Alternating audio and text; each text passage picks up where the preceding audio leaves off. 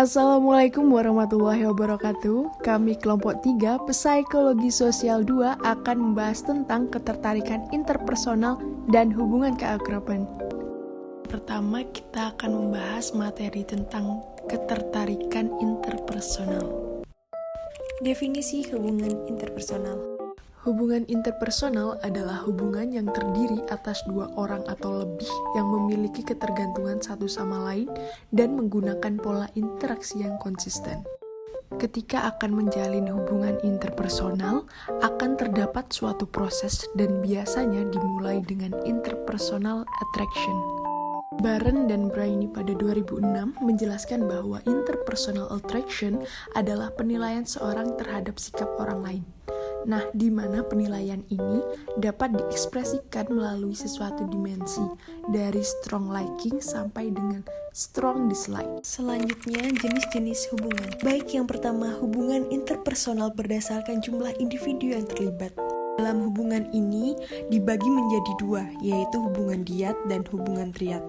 Hubungan dyad merupakan hubungan antara dua individu. Jadi kelompok terkecil ini seringkali memiliki hubungan antara anggota yang paling kuat, intim, dan akan lenyap ketika salah satu anggotanya pergi. Contohnya, pasangan suami istri yang terjalin hubungannya karena pernikahan. Sedangkan hubungan triad merupakan hubungan antara tiga orang. Contohnya seperti terlihat di berbagai organisasi sosial maupun politik. Semakin banyak jumlah anggota, bertambah kompleks pula struktur organisasinya. Berikutnya, hubungan interpersonal berdasarkan tujuan yang ingin dicapai. Nah, dalam hubungan ini dibagi menjadi dua, yaitu hubungan tugas dan hubungan sosial. Hubungan tugas merupakan sebuah hubungan yang terbentuk karena tujuan menyelesaikan sesuatu yang tidak dapat dikerjakan oleh individu sendirian. Misalnya, hubungan antara pasien dengan dokter. Sedangkan, hubungan sosial merupakan hubungan yang tidak terbentuk dengan tujuan untuk menyelesaikan sesuatu. Contohnya seperti hubungan dua sahabat akrab. Ya, selanjutnya hubungan interpersonal berdasarkan jangka waktu. Hubungan ini dibagi menjadi dua, yaitu hubungan jangka pendek dan hubungan jangka panjang. Hubungan jangka pendek ialah hubungan yang hanya berlangsung sebentar. Contohnya, dua orang yang saling menyapa ketika bertemu di jalan. Sedangkan hubungan jangka panjang berlangsung dalam waktu yang lama. Contohnya hubungan dengan pasangan. Yang terakhir, hubungan interpersonal yang didasarkan atas tingkat keintiman. Dalam hubungan ini dibagi menjadi dua, yaitu hubungan biasa dan hubungan intim. Hubungan biasa merupakan hubungan yang sama sekali tidak impersonal, sedangkan hubungan akrab atau intim ditandai dengan penyingkapan diri atau self-disclosure. Makin intim suatu hubungan, makin besar kemungkinan terjadinya penyingkapan diri tentang hal-hal yang sifatnya pribadi. Selanjutnya, alasan menjalin sebuah hubungan dari sumber internal maupun eksternal. Pertama, dari sumber internal. Yang pertama, hubungan interpersonal memiliki beberapa tipe, misalnya keluarga, persahabatan, hingga romantis. Hubungan tersebut dapat membantu memenuhi kebutuhan fisik dan emosional, sehingga mendapatkan rasa seimbang serta sehat secara mental. Yang kedua, dapat menyiratkan proses pembentukan kesamaan pengertian antara orang-orang yang berinteraksi, misalnya interaksi pada kesamaan hobi. Yang ketiga, sebagai fitrah manusia, karena manusia merupakan makhluk sosial yang selalu menjalin hubungan dan saling bergantung satu sama lain. Lalu berikutnya dari sumber eksternal. Yang pertama, sebagai jaringan pendukung karena adanya rasa saling percaya. Yang kedua, dengan kemampuan komunikasi interpersonal dapat menciptakan dan terciptanya komunikasi yang baik. Lalu yang ketiga, relasi masih terjalin baik bahkan akan menambah relasi. Berikut adalah teori yang melandasi terjalinnya sebuah hubungan. Pertama, teori kognitif. Teori ini menekankan bagaimana sebuah proses berpikir sebagai dasar penentu tingkah laku.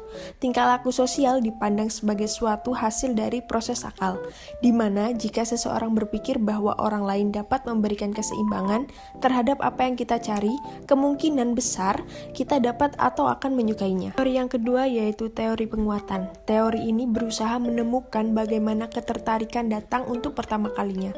Dasar teori ini yaitu bahwa ditarik oleh hadiah dan ditolak oleh hukuman.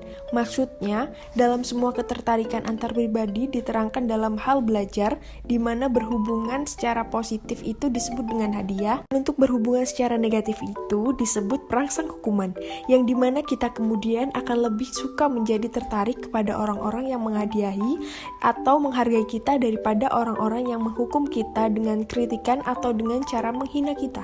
Terakhir, teori interaksionis. Teori yang dikembangkan dalam situasi ilmiah yang dimana suatu keputusan selalu dihubungkan kepada situasi sosial di mana seseorang menemukan dirinya. Pada teori ini menitik beratkan pada ketertarikan antar pribadi yang dianggap sebagai suatu konsep.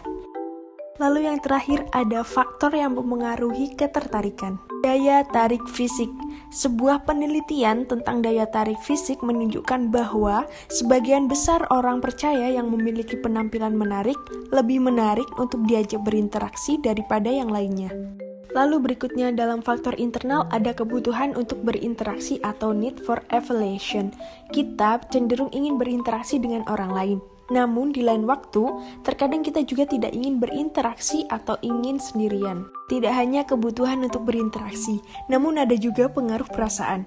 Penelitian dari Brainy dan kawan-kawan 1975 dari Freely dan Aaron menunjukkan bahwa dalam berbagai situasi sosial, humor digunakan secara umum untuk mencairkan suasana dan memfasilitasi interaksi pertemanan.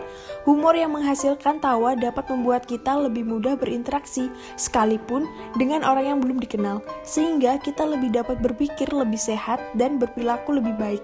Jadi, kita akan lebih mudah berinteraksi dengan orang lain pada saat kondisi perasaan kita sedang senang dibandingkan jika kondisi perasaan kita sedang negatif. Hal ini terjadi pada saat senang, kita lebih terbuka untuk melakukan komunikasi. Selanjutnya kita akan membahas materi yang kedua yaitu hubungan keakraban. Keakraban adalah berfungsinya secara positif timbal balik dan terbentuknya komitmen dalam suatu hubungan antara dua atau lebih individu yang mempunyai mengatasi segala konflik yang ada, sehingga hubungan yang sudah terjalin akan menyebabkan seseorang mendapatkan dampak positif dan bermanfaat untuk lingkungan pendidikan serta lingkungan sosialnya. Hubungan yang dapat dikatakan dekat atau akrab menurut Brehm dan Kassin dalam Rahman 2013 terdapat indikator seperti berikut. A. Terdapat kelekatan emosional, di mana seseorang yang telah mengenal dengan baik sahabatnya akan merasa memiliki kedekatan emosional seperti saat teman menemukan masalah maka sahabat yang lain ikut merasakannya.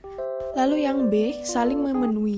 Dalam hal ini saling memenuhi merupakan arti lain dari memberikan dukungan kepada sahabatnya, sehingga mereka merasakan jika dukungan akan membuat hubungan yang terbentuk akan semakin dekat.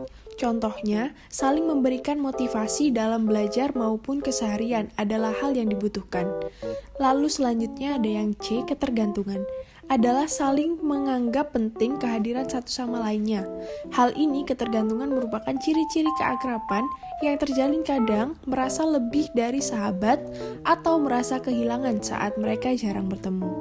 Selanjutnya, faktor yang mempengaruhi hubungan keakraban. Faktor yang mempengaruhi yaitu semakin sering seseorang berinteraksi sosial, maka akan semakin dekat dan dapat menyesuaikan dengan lawan interaksi tersebut. Hal tersebut dikarenakan sudah saling memahami antara satu sama lain. Begitu juga dengan sebaliknya. Jika lawan interaksi merespon dengan hal yang tidak baik, seperti cemoohan, ejekan, dan lain sebagainya, maka akan semakin jenuh atau menjauh. Lalu selanjutnya jenis-jenis hubungan akrab. Yang pertama kesamaan, yaitu individu yang memiliki kesamaan dengan kita cenderung menyetujui gagasan kita dan mendukung keyakinan kita tentang kebenaran pandangan kita.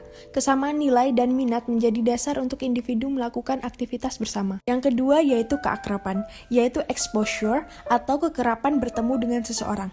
Yang berulang akan meningkatkan pengenalan kita terhadap seseorang, dan ini dapat menjadi langkah awal untuk menjalin keakraban dengan individu lain. Yang ketiga, kedekatan, yaitu kedekatan biasanya menimbulkan keakraban, dan kedekatan juga sering berkaitan dengan kesamaan. Individu yang memiliki kedekatan secara fisik atau jarak rumah, lingkungan, dan lain sebagainya mempermudah untuk berinteraksi dan menjalin suatu relasi. Dan yang terakhir adalah dampak dari keakraban. Dampak positif dari keakraban. Yang pertama, lebih menghargai dan menganggap penting kehadiran satu sama lain. Yang kedua, saling memenuhi dengan memberikan dukungan satu sama lain sehingga mereka merasakan jika dukungan itu akan membuat keakraban. Ketiga, yaitu kepercayaan. Dengan menaruh kepercayaan kepada sahabatnya, maka keutuhan hubungan akan mudah terjaga sehingga meningkatkan hubungan keakraban. Dampak negatif dari hubungan keakraban. Yang pertama, adanya ketergantungan. Meskipun keakraban sudah sangat terjalin erat, terkadang masih merasa lebih dari sahabat atau merasa kehilangan saat jarang bertemu seseorang menjadi berlebihan dan bahkan bergantung pada orang lain. Dua, tidak percaya diri, bahkan menjadi manja dan cari perhatian. Dalam keakraban saling memberi motivasi dan dukungan memang diperlukan. Akan tetapi, kebanyakan terkadang tidak mau berusaha dan menunggu orang lain dalam aspek kehidupannya, menjadi pribadi yang mudah menyerah jika tidak diberi motivasi terus-menerus. Ketiga, ketidakpercayaan dan tidak ingin berhubungan dekat karena pernah memiliki pengalaman tentang kebersamaan yang sad ending atau buruk. Sekian dari kami. Wassalamualaikum warahmatullahi wabarakatuh.